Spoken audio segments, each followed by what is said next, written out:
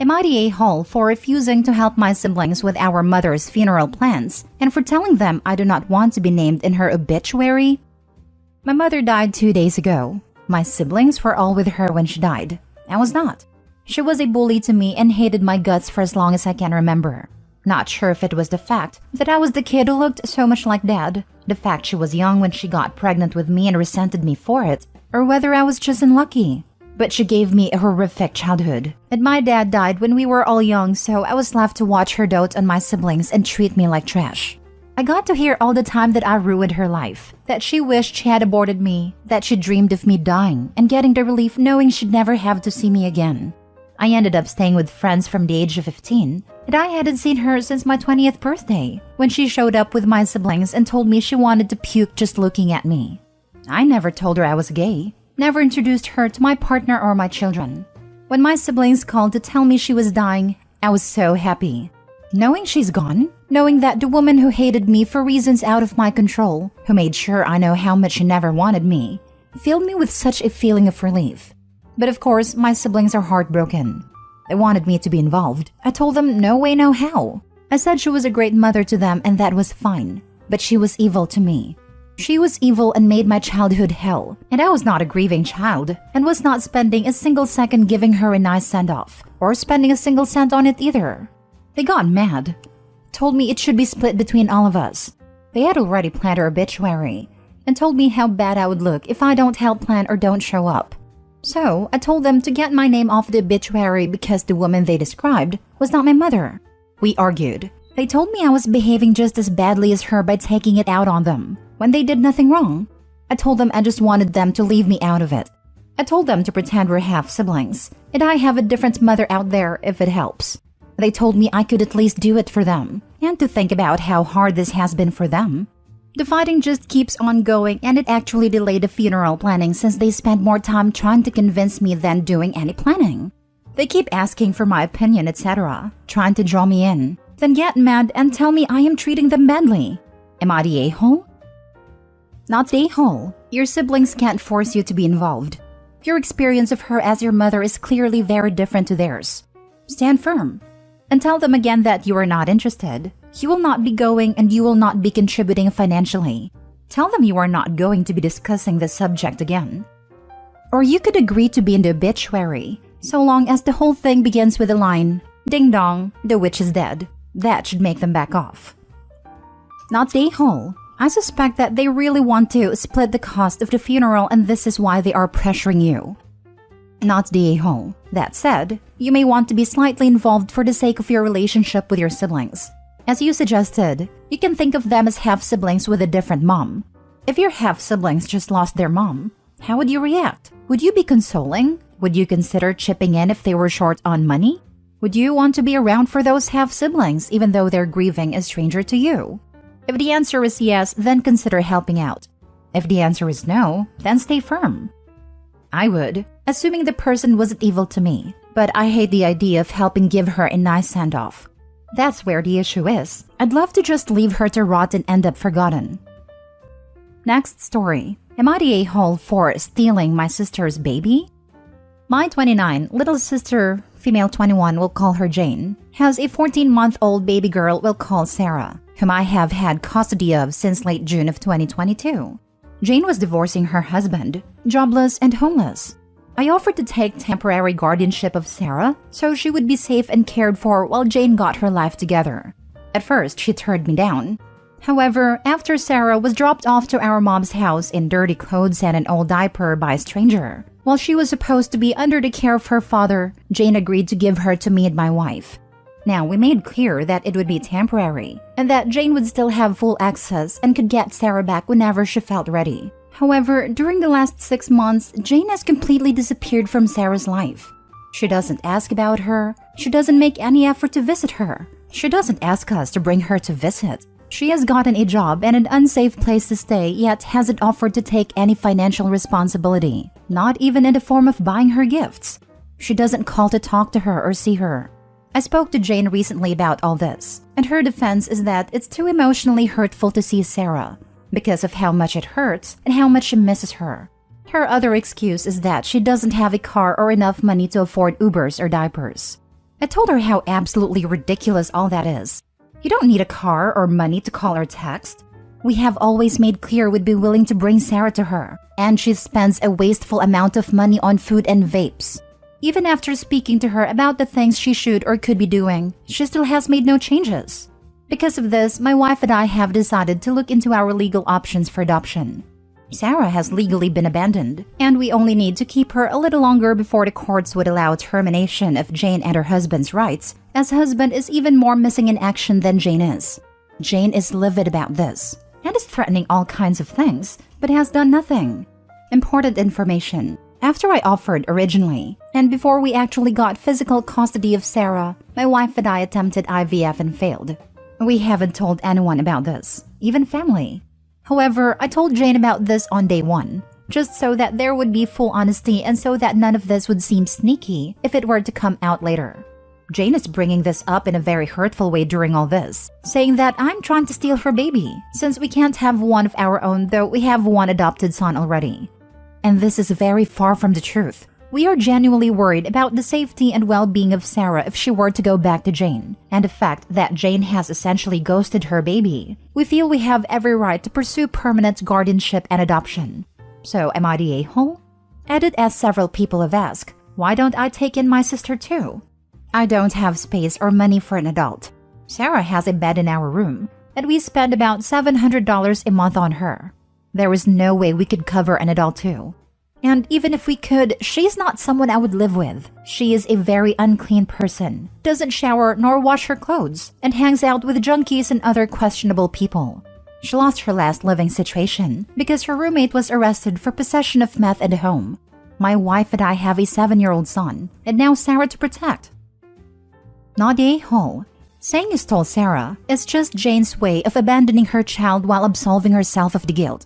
I imagine the emotions there are pretty complicated. Stop worrying about Jane or looking bad and take comfort in the fact that you are doing what is best for Sarah. Anyone who believes Jane over you isn't worth having on your team anyway. Good luck.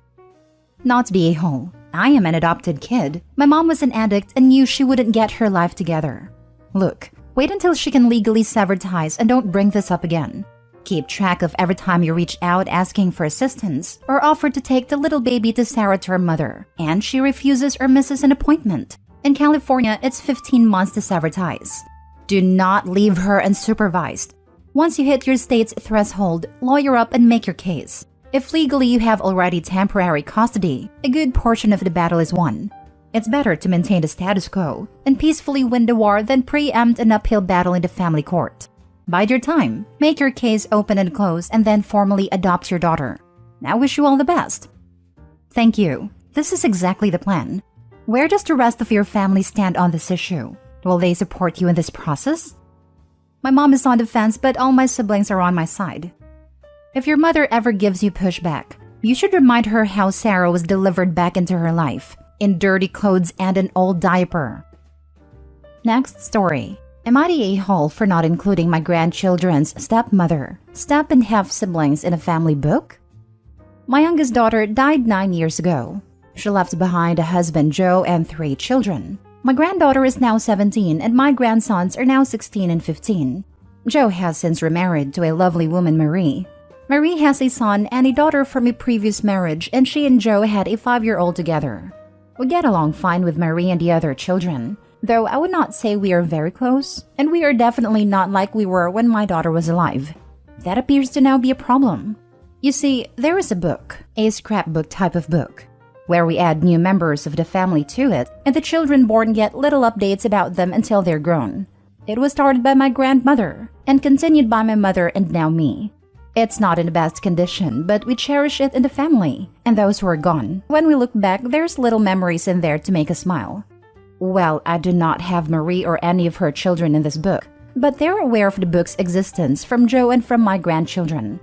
My oldest granddaughter and her partner became parents recently, and the book became a hot topic. And Marie was unhappy that my great-grandchild was included, but not her and her kids, because my great-grandchild is not related by blood.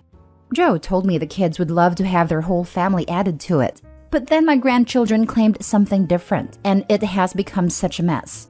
Joe, Marie and I eventually sat down to discuss it, and they told me they feel like Marie and the kids should be shown full acceptance as part of the whole family and included.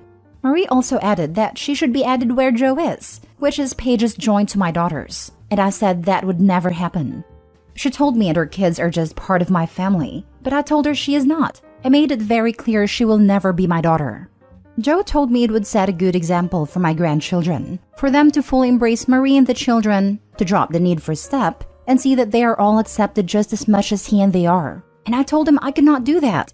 That I love him, that I love my grandchildren, but I do not love Marie or their other children. That I like them and they are good to have around, but it is not the same. Now they're angry, while my grandchildren are upset their dad wanted Marie and the other kids to be in the book.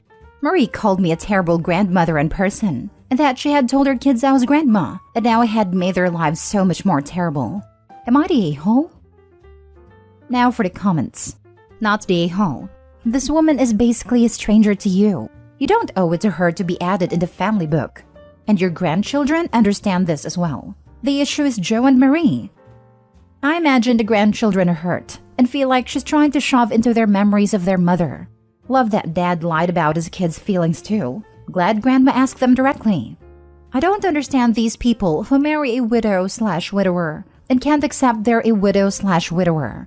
Like, just marry someone who doesn't have that baggage if you don't want to deal with it.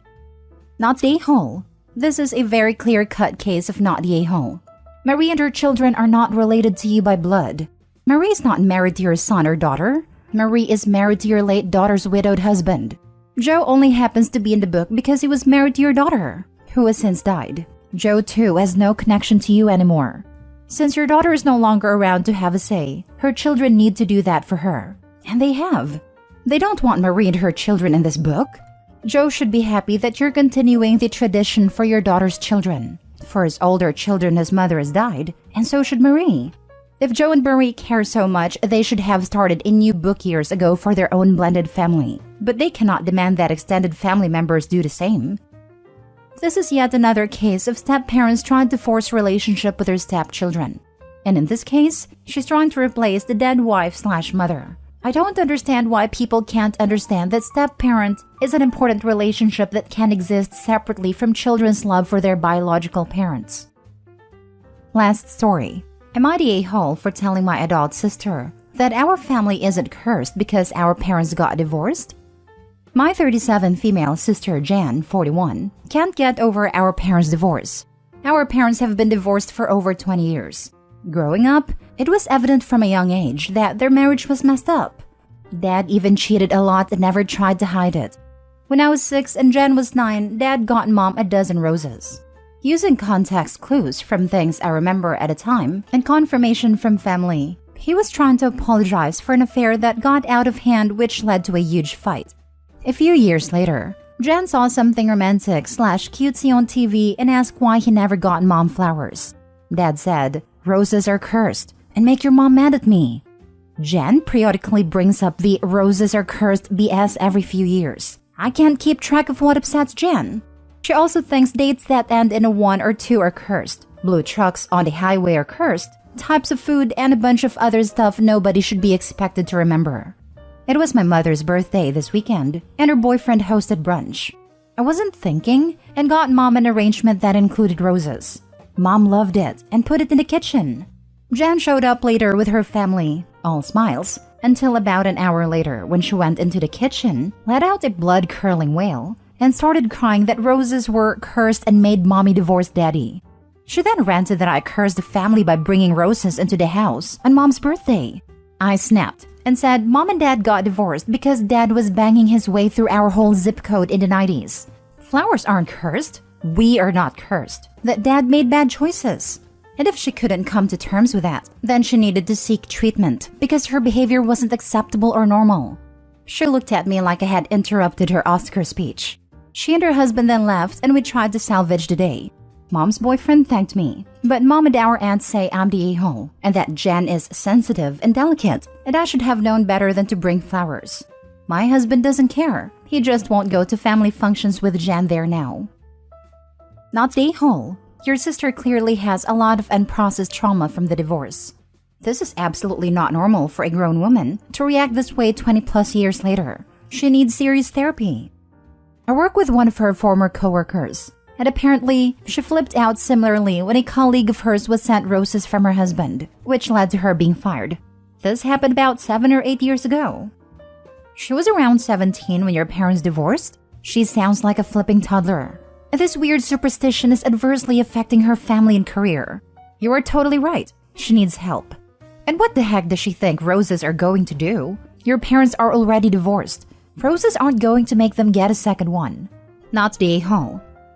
I was about 17. She was 21, I think. Definitely not the a-hole.